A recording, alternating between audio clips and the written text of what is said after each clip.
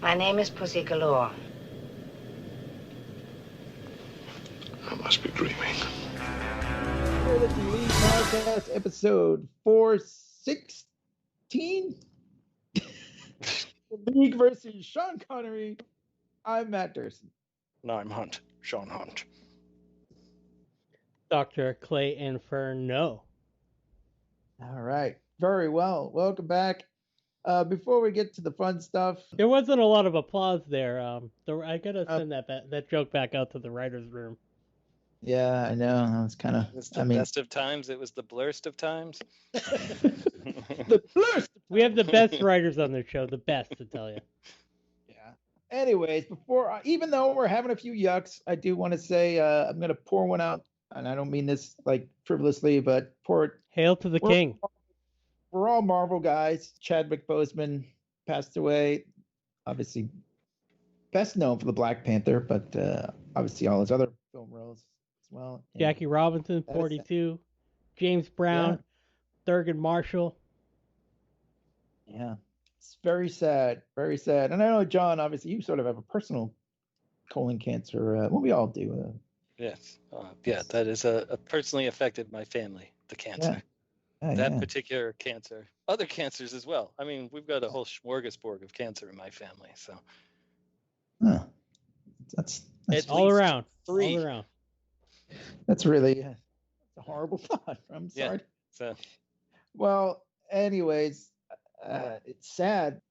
He was a tremendous actor, and I can't believe he had it for 4 years. They said, so he knew about what he was making all these Avengers movies and stuff. Can you believe that?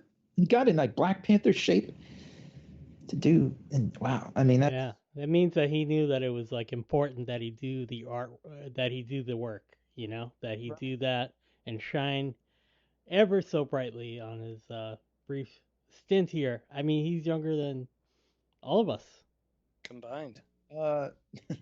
He was closer to us. He was only a year younger than me, actually. Not even like months younger than I am. But he got in a lot better shape than I possibly ever could. So, but he's super. He was super awesome. So, anyways, thank you, Chadwick. Wakanda forever. Yeah, Wakanda forever. All right. Well, we're going to move on to another tremendous actor, I guess. Not to be, like, okay, moving on. But we are a man who turned 90 a few days ago, about a week ago, as we record this, Sir Thomas Sean Connery. Well, you think about it, though, it's a good transition because, you could see Chadwick Boseman take on a role where he was James Bond. You know what I mean? Like, he still had so much potential, in him to be like a great, great actor, and he's still like very. The first very half of Black Panther made me think of like it was sort of a James Bond-esque movie with the car chases. Car chase. Yeah. They did some really cool stuff in there. Yeah, so we're gonna mostly talk about his career as James Bond. Obviously, he did other things, but I think that's his. If you don't, they're linked. The two characters, Sean Connery, the characters, the two things are linked forever, at least in our generation. Maybe people who are growing up now think of Daniel Craig as James Bond. Maybe not. I don't know. But at least for us, it was Sean Connery was number one, and everybody else was kind of like, okay, well, you're good too. When it came to James Bond. So we're going to mostly focus on that. Would you both say that he's your favorite Bond? Yeah, I think so. I mean, nothing. I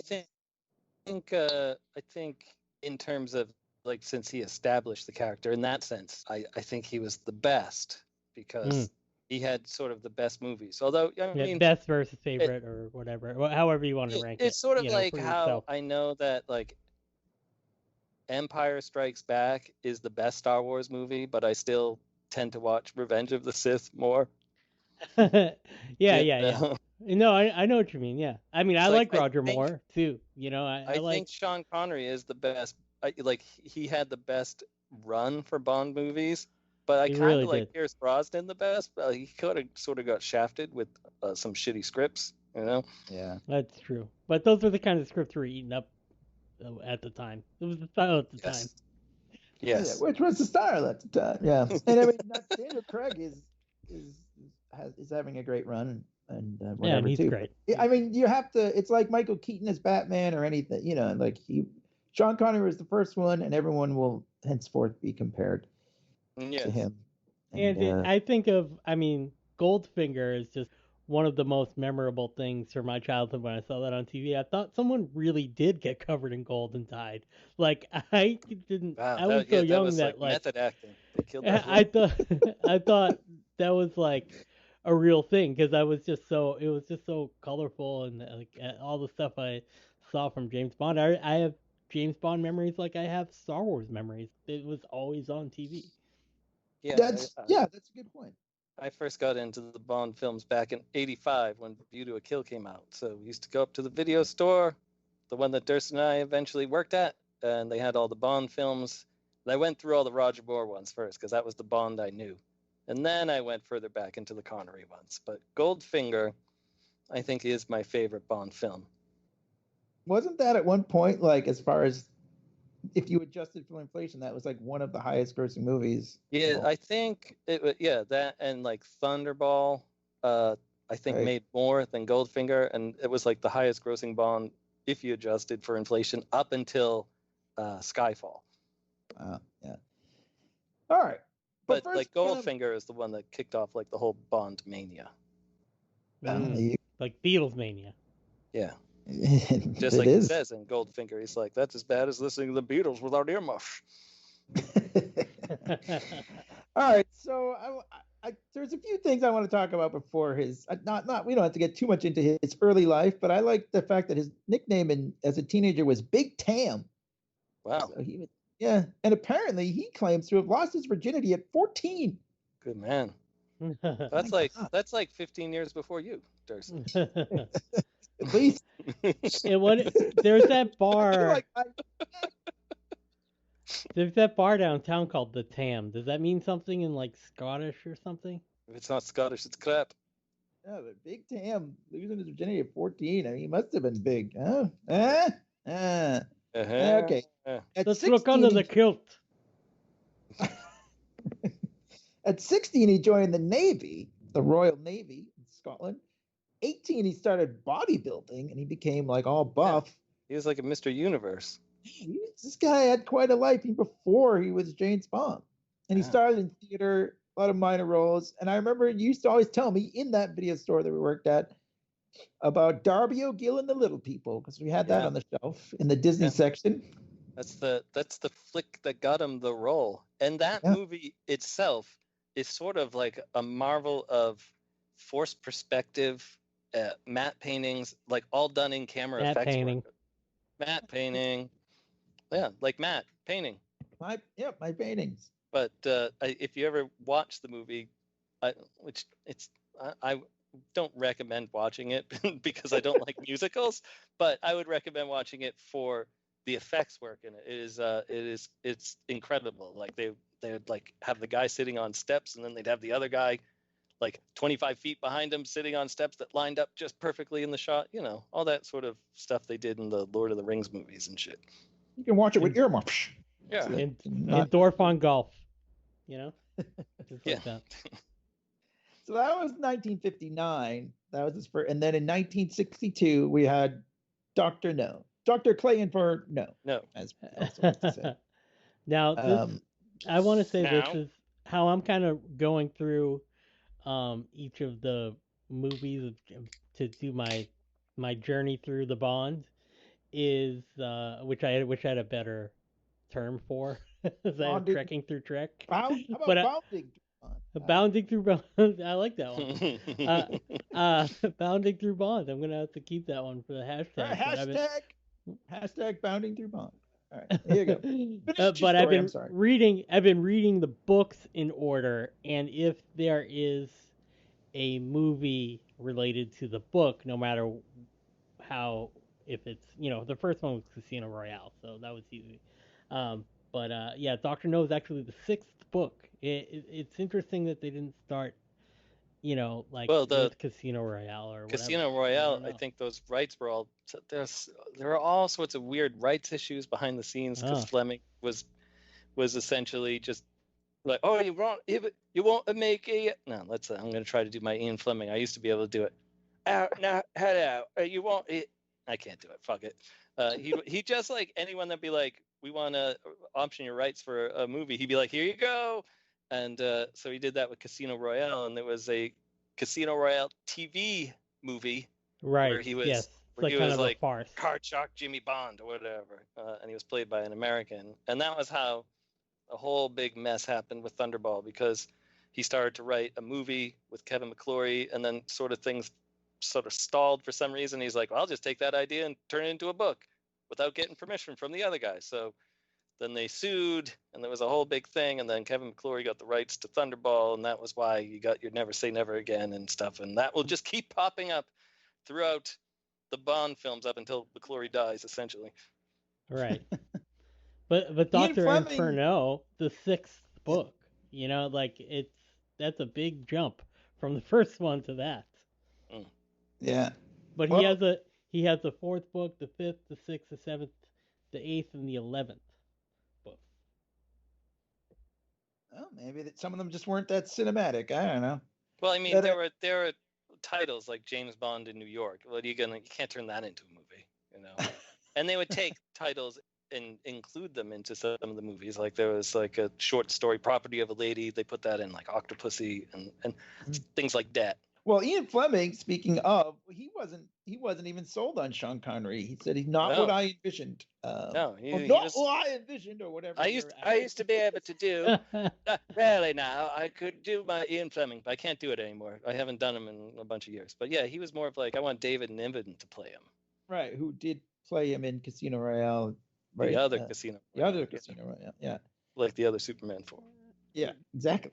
Yeah. But it was Dana Broccoli who apparently pushed for Sean Connery pretty hard. Wife of Albert Cubby Broccoli, who of course produced many of the Bond movies. Yeah, up until his passing as well. And they the Broccolis still are producing the current James Bond movies. Yes. So, but after he saw Sean Connery, Ian Fleming liked him so much that he wrote sort of Sean Connery's background into the. Oh yeah, that's right, about joining the Navy and stuff. Yeah, and his dad being from I forget the name of that town now in Scotland, but yeah, so he decided to add Sean Connery's backstory into James Bond's backstory. So Dr. No, From Russia with Love, and then in 1964, Goldfinger, as we were just discussing. Goldfinger, yeah, and Fleming died, I think, just before Goldfinger came out. Like, he looked like he was 400 years old, but he was like, 27, He had everybody used to look like way, way older. Yeah. He had this estate on Jamaica, right? Do you think he smoked a lot of weed? Or he didn't smoke weed? Maybe he didn't smoke enough weed, yeah. Yeah. Maybe you should have smoked some more. I know he liked to smoke his cigarettes. That's for sure. Well, maybe they weren't just cigarettes. Anyways, as Clay pointed out, that is the one I think that not only us, but a lot of people see that as like sort of the quintessential Bond movie. It's the one that set up like all the tropes. Yeah. It's got you got your Q scene, you got your car with gadgets, you've got the girl that you meet that dies. And then you've got the girl that's a bad guy, then she turns to a good guy, and you got your heavy with the Odd Job and stuff. So. Odd Job, yeah. The heavy, yeah. Your big action set piece at the end with the killer sets by Ken Adams. Oh, Ken Adams. Yeah, who also he worked with Kubrick on fucking Dr. Strangelove. And he had worked on when they were starting to do the Star Trek pre-production stuff, which that's what the Discovery is based on. Everyone says it's a Macquarie drawing, but it's actually a Ken Adam design. Oh, very well. Yeah. There. Thank you very much, ladies and gentlemen. Good night, everybody. Good night. We're gonna end it on Goldfinger. Well, I think it's important to note that Dr. No was made for $1 million, and then became a pretty big hit. And then they were like, okay, we'll make another one. And then From Russia with Love. Also, like, modest hits. I mean, they weren't like huge blockbusters, but well enough to keep going. And then Goldfinger, that's when Bond Mania was ignited. Did it have anything to do with the fact that a character is named Pussy Galore? Well, here's something for you about that. Please. All right. There was like concern about that with the producers. They were going to change her to Kitty Galore, and they said, you know what, let's try this thing. Someone at the studio said, let's try this, and so they took a picture of Pushy. What's her name? She just died recently. Honor too. Blackman. Thank you. They took a picture of her and like the prince out at some sort of like nightclub partying, and they're like, the prince and the pussy, and they said, if we get away with that, then there you go. And they did, and they left it in the movie. Nice. Yeah. That was the equivalent of them putting up like an Instagram poll to see if it would fly. Pretty much, yeah.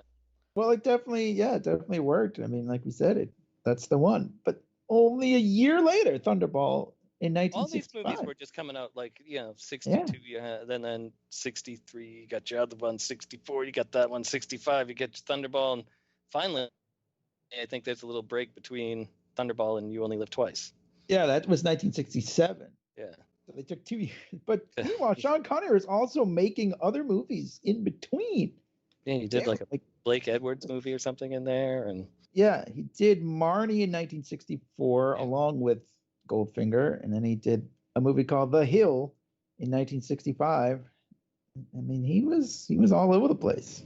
But so Thunderball, apparently he didn't even want to do this, right? Was that the one? Oh no, that's a different one. No, so You Only Live Twice. He was You Only Live Twice.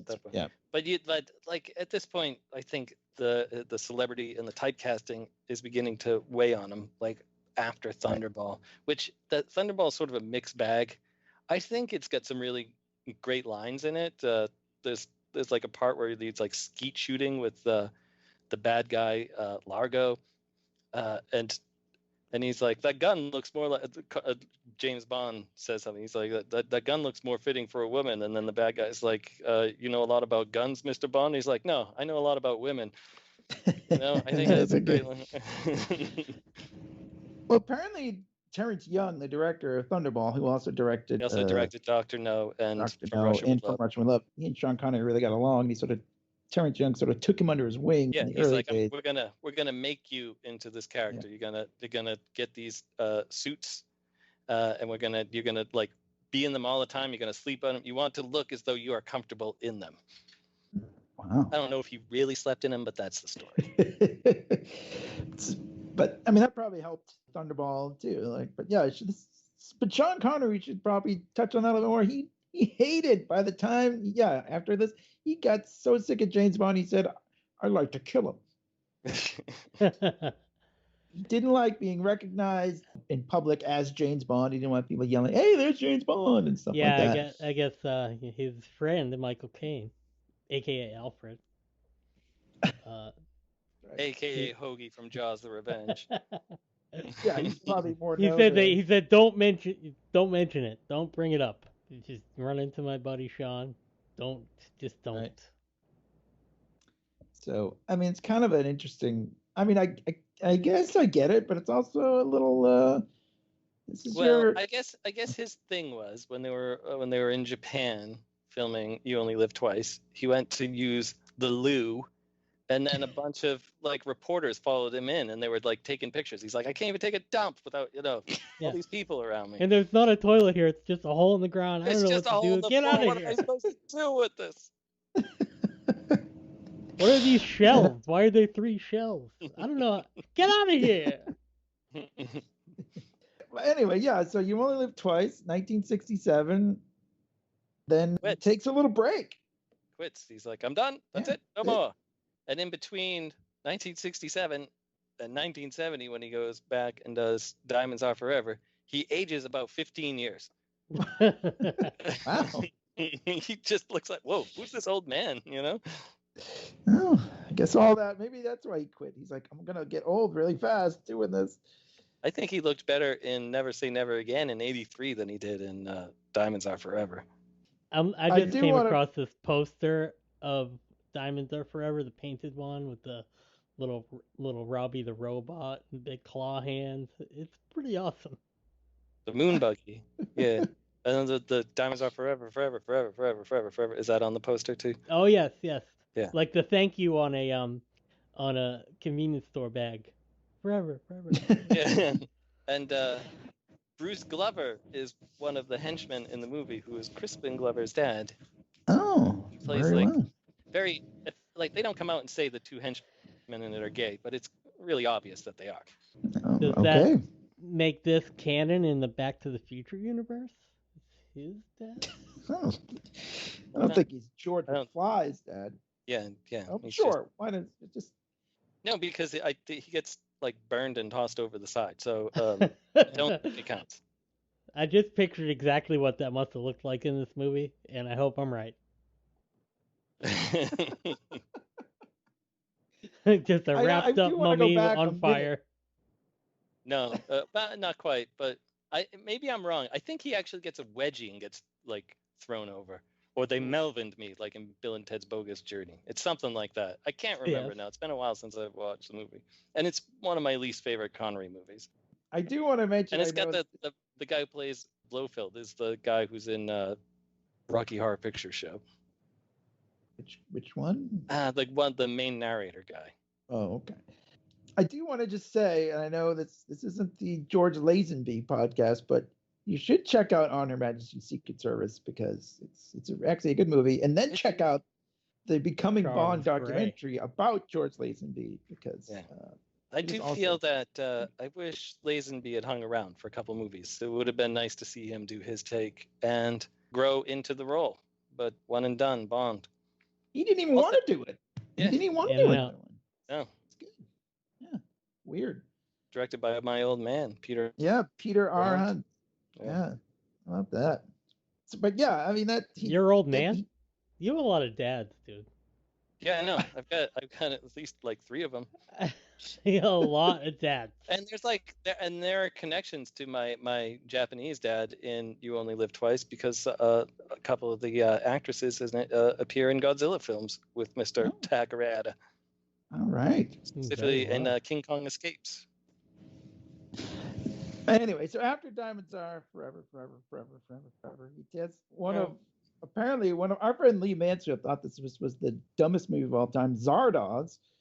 That is It's a pretty fun movie to defies watch. Explanation. I can't even he's running around dressed like Vampirello, and he's got a ponytail and like this not a goatee, but like a Hulk Hogan mustache, and I don't know.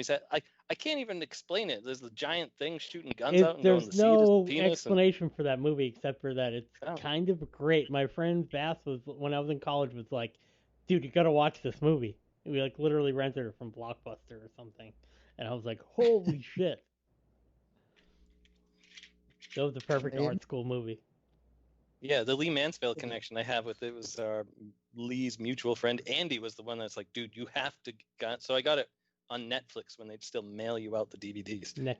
Oh, Not as fun to watch it by yourself though, gonna say. no, you have to have some you friends need to- over. Yeah. Couple of beers. Exactly. So then he did Murder on the Orient Express, also in 1974. He did some movie called The Terrorist, also in 1974. Jesus, this guy. Well, he had a deal that if he came back to do Diamonds Are Forever, he then got to make 2 movies that he wanted to do. That the studio would finance. And I know the Anderson tapes, I think, was one of them. Yeah, where was that? That was early. Oh yeah, that was 1971 though. That was like the same year as Diamonds Are Forever, where he played Robert Duke Anderson. He seems like a Duke. Duke. Anderson, And then would you call Robin and Marion the 1976 film inspiration for Robin Hood Outlaw of the 21st Century? I mean, I guess I could, although I have to admit I've never seen that version of it. Then no. No. So I don't think I have either. I just stumbled across that one. he got great reviews apparently, according to what I've read, but and apparently the chemistry between him and what's her name? Stewart. Not what? He didn't play. She didn't play Marion. Why am I blanking on her name now? You're gonna have to find it in the budget for a cameo from him when they make your comic into a movie. Sure, I can convince him. Audrey Hepburn. Why couldn't I remember Audrey Hepburn? But anyway, she played Marion, and apparently the chemistry was palpable. Well, my God. So they were probably doing it. Then doing it in the briar. Yeah, What do you call it? In the woods. Right. What do you call that? The briar tuck. Sherwood. I was like, I just forgot everything I knew about Robin Hood. 1 second. I also like the great. You to Little Sean. That's right. Robin Hood and Little Sean. The Great Train Robbery is also very good. I would say the 1978. He was in that. So I would recommend that as well. Another Lee Mansfield favorite, Time Bandits, a couple years later. Oh, I hated that movie. Yeah, Lee really I hated like the that movie one. at the time. Bandit. Maybe if I saw it now, I would like it. I saw it when I was in fourth grade. Fourth grade. I saw it in the theater at that. Oh. So, and I didn't know who anyone was in it, and so, I had no idea. So I hated that movie back then. I didn't know who Sean Connery was when I was 9. And I didn't know grade. George Harrison was like one of the people that financed the movie, and there was a bunch of Monty Python stuff. I had no idea. It's Terry Gilliam, so it's his trilogy of imagination, Terry Gilliam. Isn't Terry Gilliam a bit of a bigot or something? No, it wouldn't surprise me these days. And everyone's a jerk. I would take a big old foot and just squish him if he was. Wow. Go on. Anyways, so we're kind of in the middle of Connery's right resurgence. I mean, well, then he comes back as Bond, and he finally has like a real hit again. Right. But even that doesn't do as well as the official Eon Bond, Octopussy, that same year. So Roger Moore outgrossed Sean Connery's James Bond. Wow. Yeah, we should talk a little bit about this. We should talk. The Eon films was it's sort of like all the ones he did previously. The 5 that he did before were all produced by Eon. Yeah. He comes back in 1983 after all these rights issues and all this crap. Yeah, and they've been trying to make this movie because the rights reverted back to Kevin McClory after 10 years. So they've been trying to make this movie since like the mid 70s. Wow. And then every 1983. And then every time that they were about to get it off the ground, they'd be like, no, it has to be a remake of Thunderball. You can't have great white sharks with freaking lasers on its head. There was stuff like that. Freaking lasers. Like Warhead 2000 and stuff. So they were like, you have to stick within the confines of Thunderball. That's why there's no James Bond gun barrel at the beginning. There's no Bond theme. Some of the no gun barrel. Boo. Yeah, I know. That's what I say. And that's why in Octopussy, during the score, Cubby Broccoli says to John Barry, he's like, use the Bond theme as much as possible, so because we're the official one, Drive it. Play out the fact that we're the we're real paying ones. by the note here. Use it up. Yeah. So what's going on though? Really, like, are they mad at Sean Connery for doing this one? Well, you know what I mean? Here's the thing: Connery and Cubby there was bad blood between them because Connery felt that he should have been making more money off of the movies, like he should have been receiving like a percentage. And Cubby Broccoli was like, "I gave you a fucking career. Without me, you wouldn't be anything. We made you a success, Right. And so Connery was, sort of like being in a band with someone that's just kind of like, like Mike Nesmith, being stuck in a band with Mike Nesmith, who always wants more, and you're like, can't you just be happy with what you got? You got everything you could want. But people were following him into the bathroom and taking pictures of him, and he's like, so a little bit of that was like a big, middle finger to Cubby Broccoli. I wonder what he made. I have no idea what he would have made for Never Say Never. I'm sure it was a pretty big payday to get him to come back. And of course, the director of Never Say Never Again was Irving Kershner, who did Empire Strikes Back. And I said to Harrison, I said, don't think about it. Just do whatever comes to your mind. I love you. I know. So I said that to Sean. I said, don't think about it. Just say Bond, James Bond. Just whatever comes to your head. What's weird about Never Say Never Again is like Mr. Bean, isn't it? Oh, really? That's interesting. Yeah, whatever. Yeah. That's funny. He's a real dopey weird guy. More Kevin McClory action over here. So that one was played. I mean, Bond. He almost. First of all, his wife, Sean Connery's wife, sort of came up with the joke of the title. Never Say Never Again is the sort of, because he did say he would never play Bond again. But yeah, there were problems. Financial problems. The studio was getting involved. The Fleming estate tried to halt the production, and apparently Sean Connery broke his wrist during production, filming like a scene, and he almost couldn't finish it. But yeah, they powered through. And Kim Basinger's in it. Oh, and there's a scene where they're on a horse and they fall off the side of a cliff into like the water, and that's like a real horse. It seems sort of animal cruelty. Oh damn! Yeah, different like time. But I watched. They probably should have known. Is this movie good? I don't remember anything about it. It's not good. It's really boring. Just watch Thunderball. That's like half as boring. Yeah, Thunderball is like a little boring. Half as boring. Yeah. The problem with Thunderball. Hey, if you're bonding through Bond, you've got to watch them all. I'm sorry, Claire. Oh, I'm gonna. But it takes me a while to read the books, So like then I'll like. And the books to be rather difficult to read, especially The Spy Who Loved Me. Okay, there's some stuff in there that like makes me very uncomfortable when they're saying it, but in general, like I do like the old school, like in my mind, it's like 10 degrees of separation, but it's like I think of like Agent Carter, like old 50s spy stuff. I kind of like it. The word picture that it makes when I read those books is really cool and exciting. I like all the stuff that happens in them, but yeah, I'm bonding through Bond, so I gotta get through it. Gotta get through Never Say Never. But the racism, I could pass on the racism. Well, but yeah, it's not in every book. But I guess we could talk a little bit of. Sorry, go ahead. Sure. Go on. No, I'm done. There's obviously James Bond isn't very. The old ones, especially, aren't too kind in the Me Too era. Yeah, I was gonna say something about that with Pussy Galore, where she's essentially a lesbian that gets converted over by heterosexual James Bond. Right, because he's such a man that he can cure her of her lesbianism and her lizardism. I mean, what can you say? I guess other than it was a different time. Yeah. I mean, that's all you can say. There's probably a lot of jokes in these movies. I mean, there are characters in these movies and books that you're just like, Holly Goodhead. Oh my god. Sorry, I thought you said your name was a lot of vagina. Yeah, I mean, like even what's her name? Not even as recently as I keep forgetting the one with Denise Richards. The world is not enough.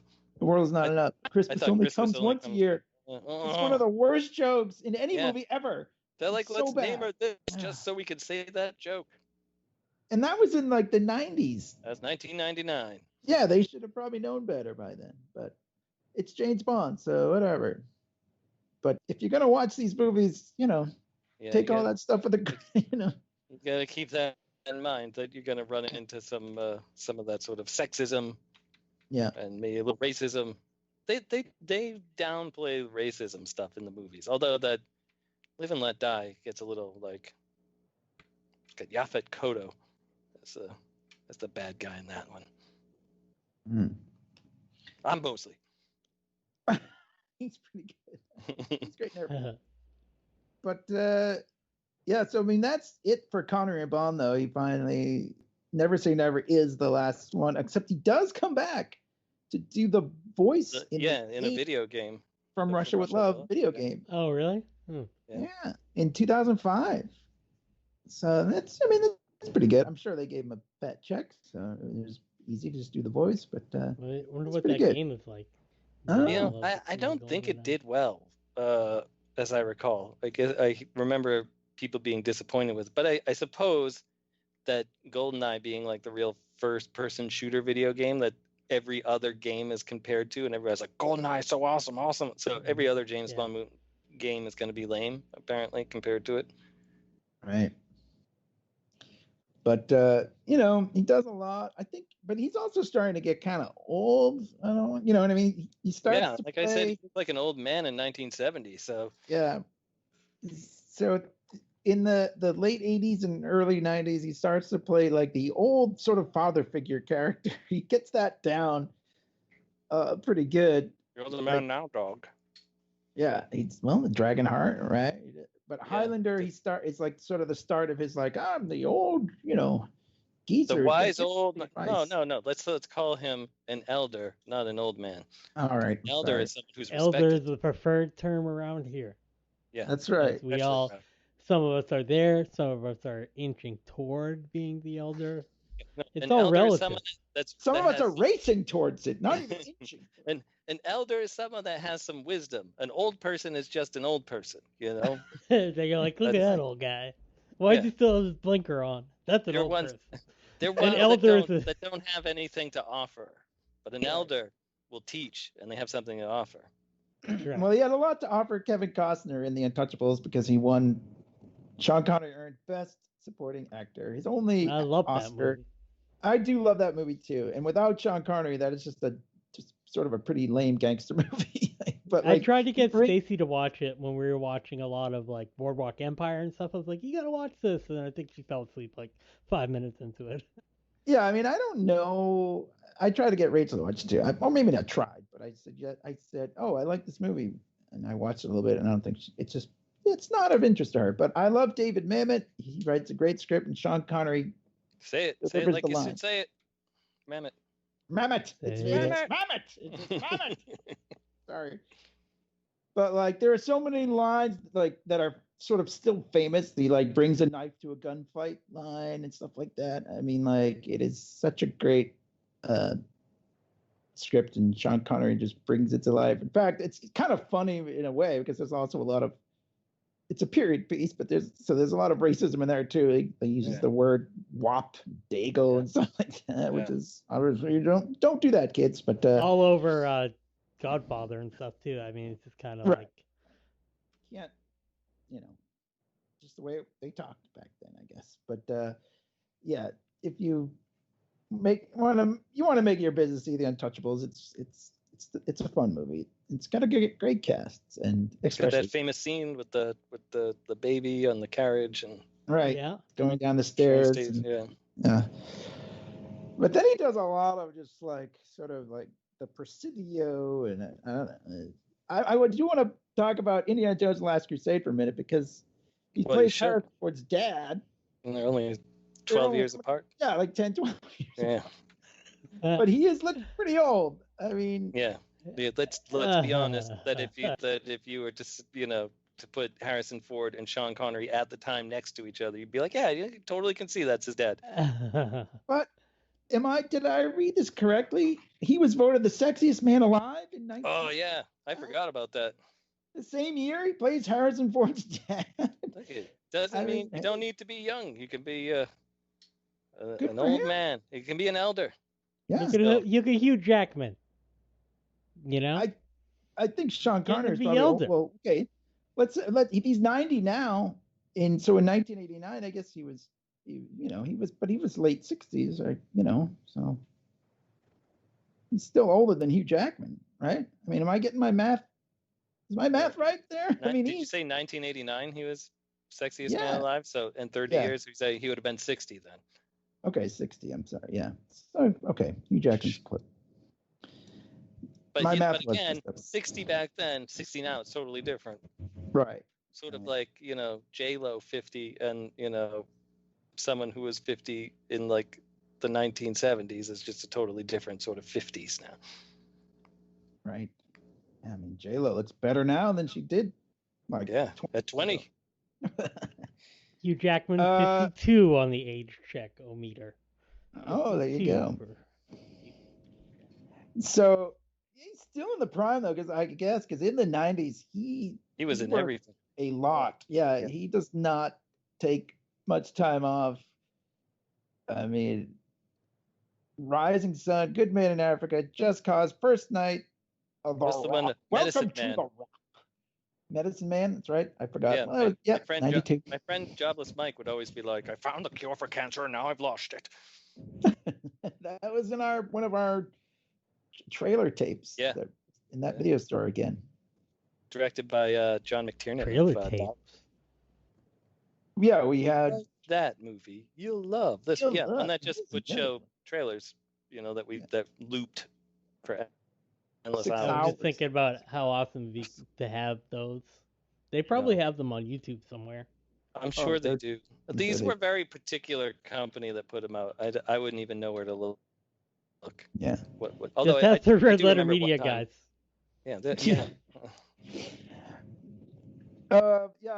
The Rock I think it's an interesting case. It came out in '96. It's sort of one of the first, or not the first, but it was one of the big those Bruckheimer and Don Simpson and Jerry Bruckheimer movies that were just like Michael Bay didn't direct that one, did he? Oh, I don't think so. I think he probably would have been a little young for that. Oh no, he did. You're right. I'm sorry. Yeah, I win.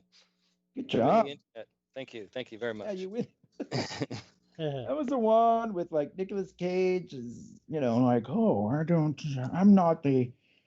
know what I'm doing here, and he's killing everybody and whatever. My main man, Ed Harris. Yeah, and Ed Harris is like the angry general. His name is General Francis X. Hummel, like X. Nobody has that name in real life, but that's okay. It's a movie. You know what? It was a fun movie at the time. Yeah, I remember being sort of like, this movie's sort of stupid, but I enjoyed the car chase. And it was nice to see San Francisco because I had just visited there the year before. I don't think it holds up all that well, but hey. Pretty sure it doesn't. Yeah. I visited San Francisco around the same time, actually. How about that? 96 or 98. I was there in 95. They might have been shooting the rock while I was there, looking at the actual rock itself. Yeah. I did go down there and look at it. Oh, good. Stacy went. We have like the metal, like the tin cups that they would like rake across the cages, the jail cell. The kids in cages now, but we have these. It says U.S. or UPS, like United Prison System, Alcatraz, property of, and like she eats berries out of those prison cups. And he does the Avengers as well, which we were talking about recently, because it's not Marvel's the Avengers. Yeah, not Marvel's the Avengers. Is awful. Yeah, it's not good because my mom used to, she'd be like, well, let's watch this show. It's cool. It's like the Avengers, like, because she loves a lot of British TV. The Avengers show also had Honor Blackman in it. Oh, at one point, I'm not sure. I don't know if she started. Blackman. It had two Bond women in it because it also had the woman in On Her Majesty's Secret Service whose name I'm blanking on. Oh. God damn it! She was really good. Like, she was a lovely lady. I can't. I'm sorry. I gotta look it up. And she's like still famous now. She's still doing stuff. She's like in her 70s. Wow. But of course, 70s is not what 70s now. Eden Peele's The Avengers. That's 1998. Not Keegan Michael Key. Diana Riggs. Steve. Why was that? I don't know why I couldn't remember that. Steve, oh yeah. John Steed and Emma Peel. Steed and Peel. Yeah, Steed and Peel. Of course, Sean Connery plays Sir August de Winter, and whatever. But it doesn't matter. Don't see it. It stinks. August de Winter is also like a James Bond sounding like. It sounds like Roger Moore would have used that as a code name. Yeah. My name's what was it? August de Winter? Sir August de Winter. Yeah, it does sound like something Roger Moore would do. I never saw. Clay told us before we started recording that Entrapment was a good movie. I've seen it like back in like it was on cable when I lived in Connecticut, and I watched at least part of it, but I don't remember. Yeah, it's a trap. It's a heist movie, and they had like the lasers. Before Mission Impossible did like a cool laser thing where you have to, not touch the. I think Mission Impossible came out before that. The thing where he hangs down from the ceiling came out in like 96. They think Entrapment came out in like 99. Okay, you could be right. You could be right. I don't know. 99. You are right. This is always like astounded at the fact that I can remember the year of weird stuff like that. Yeah, that is weird. But I just remember where I was either in school or working at the time, which is why the last 20 years are just a blur to me because I've just been working at home, so I don't know anything anymore. That's good. But I did like this. You don't have to blame senility. As a heist movie, and they stole art. They stole a piece of art, and I went to art school, and I was just into it. Ving Rhames is in it. I think it was really the jumping off point for Catherine Zeta-Jones. It sort of made her career. I think that's more what that movie's famous for. I think. Did they have what was the deal with that? Because I think Sean Connery, it almost seemed like he had a thing for her or something. He also presented her with her Oscar because I specifically remember him reading the name Catherine Zeta-Jones at the Academy Awards when she won, not for this movie, a few years later. Chicago. Yeah, Chicago. And I think there was even thinking that that she didn't actually win it, and he wanted her to win. So he just read her name. I don't know if that's true. There were rumors flying around that he just wanted to give it to her, so he read the name Catherine Zeta-Jones because he liked give it to her. But yeah, he probably I'm with a different old man, Michael Douglas. You kind of blew my mind when you gave me that Mission Impossible factoid about when it came out, because that's a long time, man. They're still making those movies. They're still making Mission Impossible. Yeah, and Fallout was good. Fallout was good, man. I'm telling you, that was a good movie. I was gonna watch it, Henry but then Cavill in it. oh, geez, it's almost 3 hours long. I don't know. You can skip to the end and watch the fight with Henry Cavill. It's fucking great. But wow, that guy won't give it up. Ghost Protocol? Was that the one? That one was good. I haven't seen 2011, and then Rogue Nation was 2015. Yeah, I liked Rogue Nation. Rogue Nation's good. That one reminded me of a Pierce Brosnan James Bond movie, but just not as over the top. It would have been like a GoldenEye, Tomorrow Never Dies, sort of Pierce Brosnan Bond movie. Maybe we should, since you brought it up, I think we should talk about sort of the James Bond influence on there are a lot of spy movies, Bourne and Mission Impossible. I think they all kind of borrow pretty heavily from Bond movies. Yeah, particularly in the 60s, you could not get away from it. Like everything, like The Man from U.N.C.L.E. and every single movie, like Danger Death Ray. That was an MST3K one. That's my favorite episode of MST3K. I can still watch it and just get so much joy and laughter from it. Hold on a second here. My cat is going nuts. It's your Mystery cat? Science Theater 3000 is what these guys are. You're just assuming that people know what that means. I'm just vamping because he's got a cat problem. Just thinking sort of like Blofeld's cat getting away. If you watch in You Only Live Twice, there's a scene where Blofeld is holding his white cat, and the thing is obviously like, get me the fuck out of here. And it's like scraping, and it's like hysterical looking, and he's just like holding on to it like, no, everything's cool, everything's cool. I guess one thing you could Google say too search is that. Are you talking about my cat right now? No, well, we said you had a cat problem. Then I said no, the scene in You Only Live Twice where the cat. We talked about the racism and the sexism, but also who knows what happened to that poor horse or this cat? Yeah. Yeah, that cat. Who knows what the Broccoli's rating is with the MSPCA? I'd like to know. They gave some money or something. But anyway, I think it should not be understated. And since Sean Connery is the sort of the quintessential Bond, as much as he hated it, so many movies have borrowed or paid homage or however you want to describe it to this character, and specifically, I think him as the character, even. Almost every cool guy or something in a movie, you know what I mean? It's kind of it's pretty insane. And he's also a knight. We should. First Night, whatever that movie was called. Yeah, First Night, exactly. 1995 was that... First Night. I remember recommending.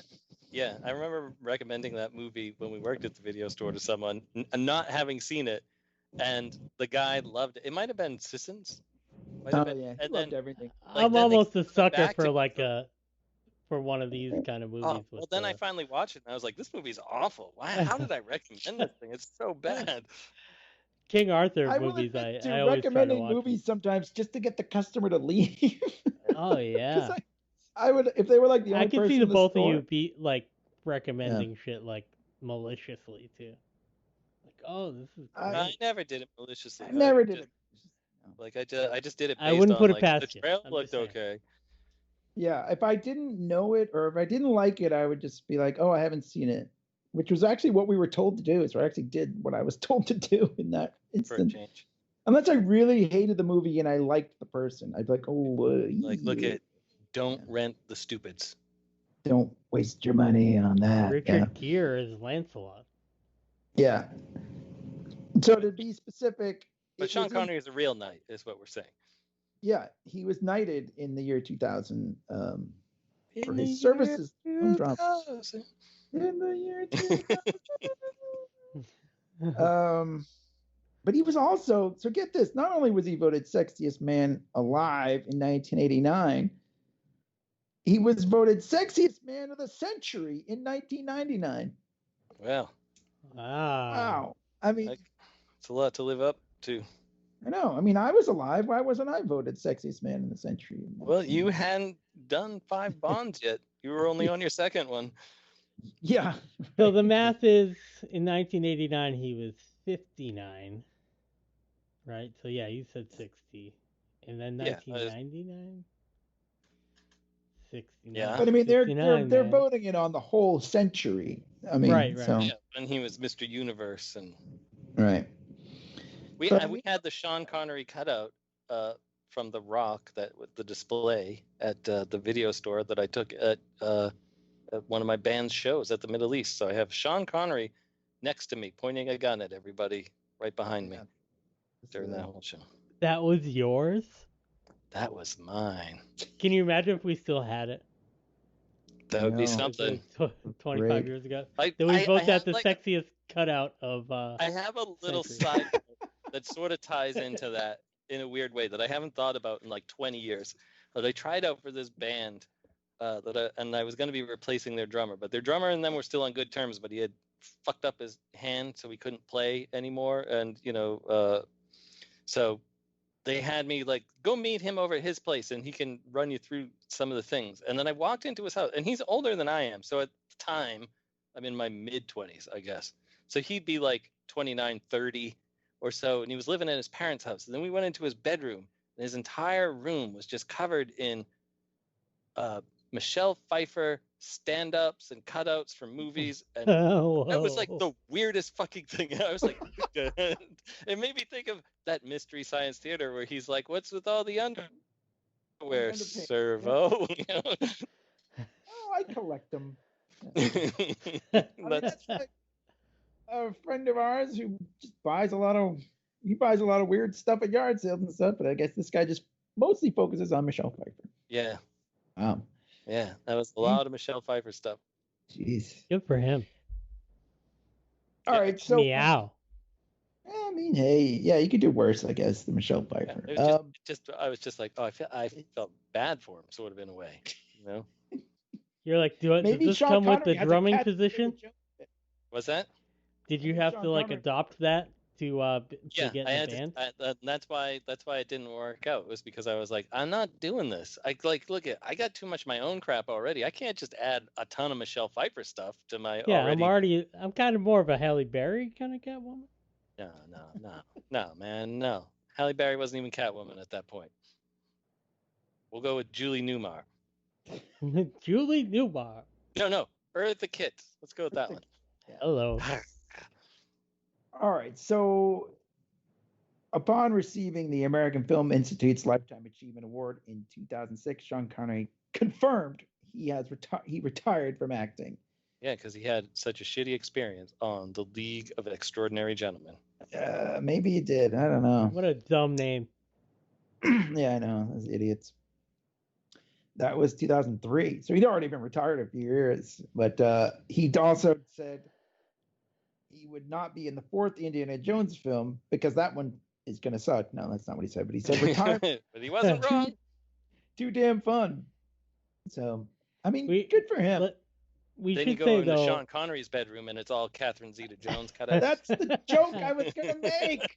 God damn it. Son of a... I should have said it. But, okay, let's talk about League of Extraordinary Gentlemen. That was at a time when I think I might have even seen that movie in the theater, but was just you're like... the one. And no, it's like now it's like an embarrassment. It's like I can never even catch up with. I'll never like see all of the comic book TV shows that are out, like, and be caught up with them or whatever. Like I'm drowning in that. But back then it was like, oh, this is kind of a comic book thing. I should check it out. And yeah, not very good. Not very good. He was I'll like even the say star of that movie. Really, there not weren't very good. And you know that I'm enthusiastic about things. Yeah. I do know that, yes. And you like the Justice League, so I mean... I'm not the only one. Well, At least the Snyder Cut. yeah. I mean, he's... Unite Yeah, the maybe Seven. that was the one that did him in because, yeah, I don't know. He's also like, he basically, there aren't that many other stars. Like, he's carrying that movie through a lot of the 90s. He was like we said, he was like the older guy, and the other person was like the star. Elder. Wesley Snipes. Yeah. Whatever that one, you mentioned that one. Rising Sun or whatever. That was right. Not a very good movie either. I saw that one in the theater. Okay. That was when I went to see everything. You know, My Father the Hero, Rising Sun. That was, they were a lot cheaper back then. Out on a Limb. You know? I remember seeing a lot of movies when I worked in a theater, and I got free passes every month. I just run out and see all these movies that I probably wouldn't bother seeing in the theater today. So. Yeah. Well, first of all, every movie that would come out in the theater today, well, there are no movies in the theater today. Well, except, today, it's true. What's his face? Christopher Nolan. He's the only one that can. New Mutants is out. Yeah. But my point being that everything now is just a remake and a superhero movie now. But back then, at least there was a little variety. We got to see a thriller, comedy sometimes. Yeah. It's true. Blue Chips with Shaquille O'Neal and Nick Nolte. I mean, how can you go wrong in 1990s? Hey, now. Why not? Nick Nolte. See, maybe that's why Sean Connery retired. He's like, I don't want to become a crazy old man.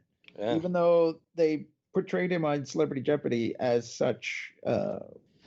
Yeah, I never felt that was a real accurate depiction of Connery. But it was a funny one. But I actually preferred Norm Macdonald's Burt Reynolds. I did too. I'll take it. But I mean, the one that Sean Connery was the one that kept coming back because I guess it's the boys, right? I mean, we have to talk about the boys. The Sean Connery voice is very distinguished. It's very distinctive. Yeah, I mean, he doesn't really.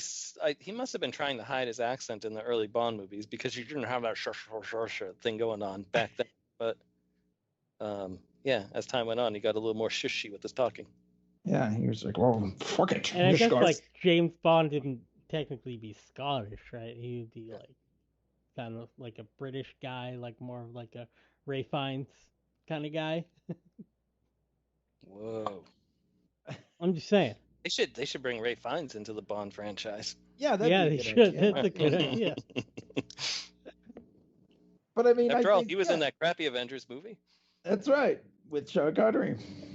It's another 6 degrees of Kevin Bacon thing there, if you want. But yeah, I mean, I think I don't know. I even his non-Bond stuff. I mean, a lot of it, like we said, it kind of just like I think it's very unmemorable. Of course, he did like a science fiction movie in the early '80s, Outlander, I think it was, which was essentially like the Western space, Outland. Outland, it's called. Yeah. Yes. Yeah. From what I saw, it looked kind of cool, but I never actually saw the movie.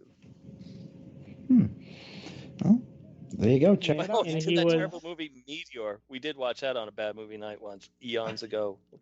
The aforementioned Lee Mansfield, and we were like, "Is anything gonna happen in this movie? It's just like a meteor slowly tumbling towards the earth for like 6 hours." Oh God. I mean, yeah. Sorry, go ahead. No, I was just gonna say I'm no expert here, but he was offered the role of Gandalf and turned it down, and also the role of the architect in the Matrix and turned it down. Maybe you guys know why. I don't. I don't know why. I did not know that, but I mean, interesting. Yeah, maybe he was thinking retirement. I mean, you know what I mean? Maybe he was like, I don't know. I don't have to act anymore. I mean, I did everything I wanted to do. I got my Academy Awards. I got my money. I got James Bond. Yeah, that's motherfucking James Bond. Right. Like, what else is there in life other than Catherine Zeta-Jones? One thing I don't have. Fucking Michael Douglas. I have to say though, like, I watched Indiana Jones and the Last Crusade recently, and I still think it's a pretty fun movie. I know it's not the best of the. I don't even count the fourth one. I'm counting the three. But I still think they have good chemistry. I love the banter between him and Harrison Ford in that movie. They're good together. Yeah. Yeah. So, I don't know. That's all I got about James Bond. I mean, about Sean Connery, who is James Bond. I got the voice, I got the Academy Award, and I got yeah. One of the things, speaking of the little slip of the tongue there, where Sean Connery is James Bond, that was one of the things he got a little peeved at Cubby Broccoli for the promotional poster for You Only Live Twice, where it's like Sean Connery is James Bond. He's like, I'm Sean Connery, bitch. Yeah, I'm not nobody. I'm playing James Bond, but I'm not James Bond. Yeah, he was getting real annoyed at typecasting at that point. But I mean, it's kind of funny because they do it all the time. Yeah, that's what I said. Weird. I mean, if you think about it, even Chadwick Boseman is Black Panther. Yeah. In a way, I think that Hugh Jackman is Wolverine. Right. Robert Downey Jr. is Iron Man. There's certain people that just are the characters. I'm sorry, I can't separate them. I know, and I guess if you're an actor, sometimes that's not what you want, and I guess I don't know. I've never lived in that world, so I have no idea. I think some people, like Hugh Jackman, seems to love, like he loved it. He was like, anytime I'll play Wolverine. You need me for one line in first class, I'll do it. Whatever. But yeah, hey, I guess Disney, don't lose my number. It's under Jackman. So I mean, whatever. That's how he felt, and that's how it was. Yeah. So, but I mean, I don't know. They probably got him a lot of women, or potentially. I don't know if he ever, took them up on it, but I bet a lot of women found James Bond. I don't know. I do know that famous Barbara Walters interview where he talked about smacking a woman around a bit, which is like, don't worry, I don't use a closed fist when I knock my wife around. But yeah, him and his first wife, anyway, she did doubling for some swimming scenes in You Only Live Twice. They had sort of a rocky relationship, from what it sounds like. Well, he sounds like a fairly gruff person who does not suffer fools lightly. Yes. Yeah, fools like Cubby. I mean, if you were Broccoli, James Bond, fuck but the everybody else. Interesting thing is, him and Roger Moore were also pals. Like, they got along quite well. Like people always like to build up the rivalry of the Bonds, and they're like, no, we like each other. He's like putting his arm around him. He's like, see, Roger Moore is James Bond too. You're gonna put that on the poster. I think Roger Moore would have been like, yeah, that's fine. I am James Bond. Look, I play him for like 8,000 movies, probably about 6,000 movies longer than I should have. I mean, it's kind of funny, yeah. I mean, because after him, Timothy Dalton only did 2. Then Pierce Brosnan did 4. So that was yeah. But Timothy Dalton, that's an interesting story there. I can get into that at a different time about why he only did 2. But well, I'll just tell you right now, it's quick. But he was, he was gonna come back, and he said, I'll come back for another one. And Cubby Broccoli was like, well, we want to sign you for like 6. And he's like, what? He's like, no. No, I'm not. It wasn't. It might have been like sign you for another 3, but he was just like, no. I'll do one more, maybe one after that. But like, I can't. I got other stuff. I got, the Talk to the Hands movie. Yeah, what was that? What's her name? Beautician and the Beast. Beautician. And the sequel to Gone with the Wind. I can't be playing James Bond. I think that I'd like to think that maybe the Broccoli's just have it. It's like they want to have the name and have it on the poster that says "Is James Bond for another 6 movies." For another 6 movies. Is James Bond for another 6 movies. They have posters made for the next 6 movies. Yeah. Like, I've already got the posters made. I can't change it now. Ed Wood. But, I mean, still, there have been, I guess no one's done more than Sean Connery, obviously. So that's another. Connery and Roger Moore have done this. Well, Connery did 6 official ones and then 1 unofficial one. Right. And Roger Moore did 7 official ones. So technically, they've both done the same amount of James Bond movies. Yeah. Because now Eon owns the rights to Never Say Never Again. Although they still don't count it as canon.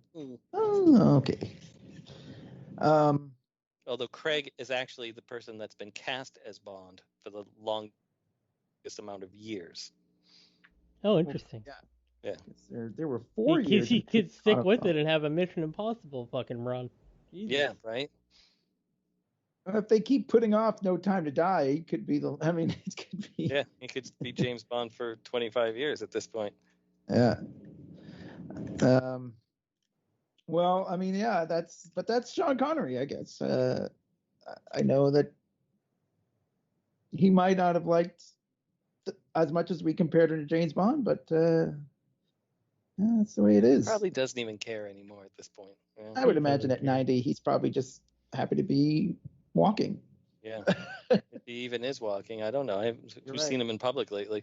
True, we haven't seen him in a while. Hope he's enjoying his retirement. Yeah, I hope so. Does nightly things, like as a K and nightly. Kira I'm sure he does other things nightly. I hope he's writing emails or sliding into Catherine Zeta-Jones' DMs on Instagram, maybe. I do want to say, I guess I want to say one more thing, which I meant to say a few minutes ago. When you talked about he's a gruff, like that was kind of a different, I mean, like that's one thing that some James Bonds haven't really, like, they're a little more cool or a little more suave or whatever, but he was he was a tough guy. Yeah. Too, which I think was. He was a brawler. Yeah. He did not, so I feel like Daniel Craig has kind of brought back a little bit of that too. Big Tam. Channel. Yeah. Big Tam. Big Tam. Tammy. Tam dog. Well, anyway. Sean Connery is Big Tam. That's right. He is. And you can't change that one with a different poster. Nope. Well, sexiest Tam alive. Do you have anything else to add about Sean Connery? Either of you before we move along? Happy belated birthday. Happy belated birthday. That's true. I'm sure when he hears this, he'll be very happy. Yeah. I mean, he did. I did speak to him about a week ago, just before his birthday. I told him we'd probably be doing a show about him, and he was happy that people still remember him. Oh, good. Well, here we go then. Well, yeah. Happy birthday, Big Tam. And that's all I got. Check us out on the League of Ordinary Gentlemen will return in like they do at the end of each James Bond movie. That's right. And whatever we're going to do next, which is probably whatever we're going to do next, James Bond related. It could be. But we'll come back. We'll be back to James Bond, I'm sure. We'll do some more James Bond podcasts, but we've been meaning to do them. But this seemed like a good start. Check us out, LeaguePodcast.com or wherever you get your podcasts, really. Anchor, Spotify. Yeah. Apple Podcast. And Please, Glink space. Huffduffer. if Geo you're City. on Apple, you can leave us 5 stars. We won't mind. We'll take them, Or a Durson. We'll take review. it right off that sidewalk and sell it on Facebook Marketplace if you leave 5 stars Right. around. Leave 5 stars, I'll just take it and sell it. But we appreciate that, and we appreciate listening. Thank you very much, and we'll talk to you chumps later.